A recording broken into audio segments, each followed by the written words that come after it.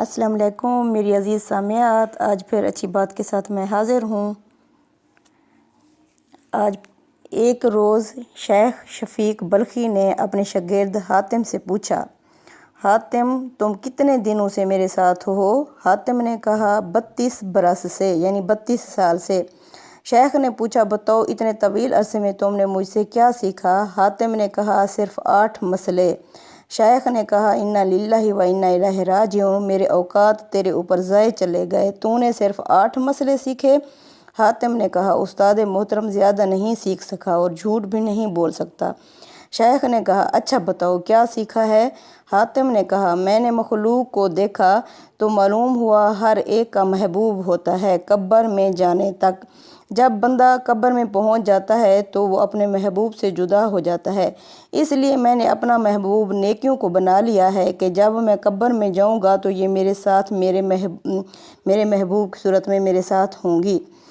Number 2، لوگوں کو دیکھا کہ کسی کے پاس قیمتی چیز ہے تو اسے سنبھال کر رکھتا ہے اور اس کی حفاظت کرتا ہے۔ پھر فرمان الہی پڑھا، جو کچھ تمہارے پاس ہے وہ خرچ ہو جانے والا ہے، جو کچھ اللہ کے پاس ہے وہی باقی رہنے والا ہے۔ سورۃ النحل آیت نمبر 96۔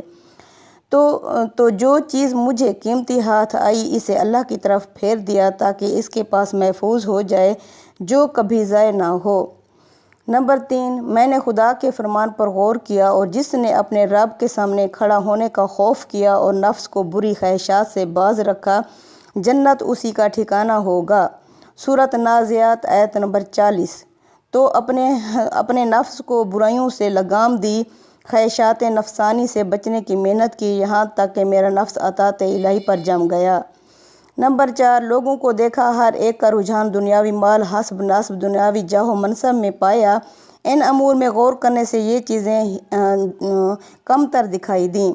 ادھر فرمان الہی دیکھا، در حقیقت اللہ کے نزدیک تم میں سے سب سے زیادہ عزت والا وہ ہے جو تمہارے اندر سب سے زیادہ پرہیزگار ہے۔ سورۃ الحجرات آیت نمبر 13۔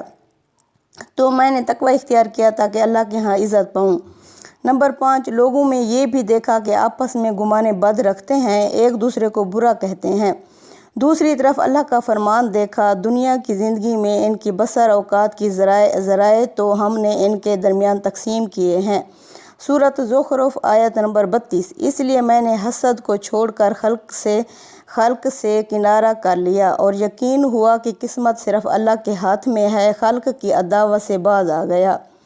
نمبر 6، لوگوں کو دیکھا کہ ایک دوسرے سے سرکشی اور کشت و خون کرتے ہیں۔ اللہ کی طرف رجوع کیا تو فرمایا در حقیقت شیطان تمہارا دشمن ہے، اس لیے تم بھی اسے اپنا دشمن ہی سمجھو۔ سورۃ فاطر آیت نمبر 6۔